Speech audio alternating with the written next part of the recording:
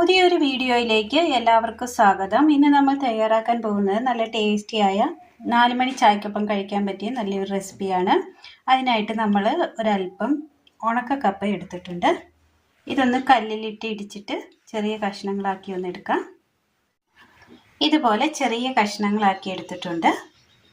ഒരു ചീനച്ചട്ടി വെച്ച് കൊടുത്തതിന് ശേഷം ഒരല്പം എണ്ണ ഒഴിച്ചു കൊടുക്കാം. അല്പാൽപമായിട്ട് ഇട്ട് കൊടുത്ത് ഒന്ന് വറുത്തെടുക്കാം.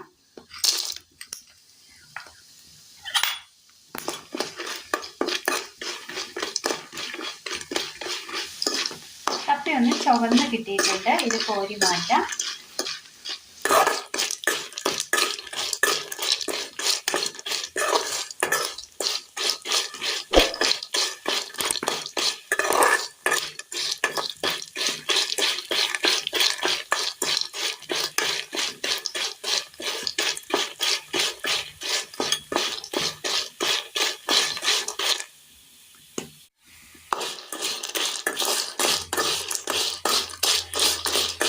കോരി മാറ്റാം. കപ്പ നന്നായി ഒന്ന് വറുത്തെടുത്തിട്ടുണ്ട്. അരകല്ലിൽ ഇട്ട് കൊടുക്കാം.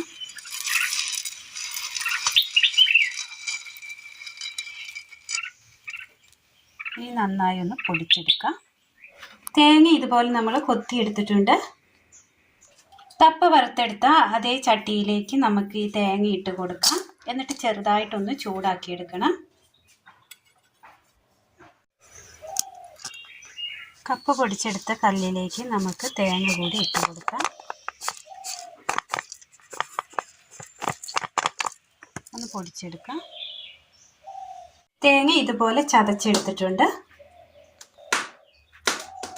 കപ്പ നമ്മൾ ഇതുപോലെ പൊടിച്ചെടുത്തിട്ടുണ്ട്. ഇനി ഇതിലേക്ക് നമ്മൾ ഈ ചതച്ച് വെച്ചിരിക്കുന്ന തേങ്ങ ഇട്ട് കൊടുക്കാം. ഇതിലേക്ക് മധുരത്തിനാവശ്യമായ ശർക്കര ചീകിയത് കൂടി ഇട്ട് കൊടുക്കാം. ശർക്കര ചീകിയത്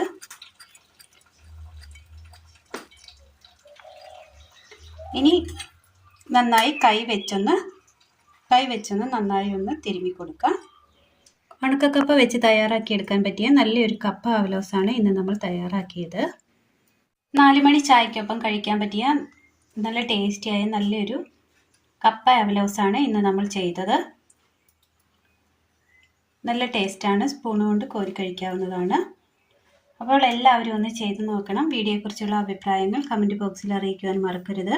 അപ്പോൾ ഇന്നത്തെ വീഡിയോ എല്ലാവർക്കും ഇഷ്ടമായി എന്ന് വിചാരിക്കുന്നു. വീഡിയോ ഇഷ്ടമായാൽ ഒന്ന് ലൈക്ക് ചെയ്യാനും ഷെയർ ചെയ്യാനും സബ്സ്ക്രൈബ് ചെയ്യാനും മറക്കരുത്. താങ്ക്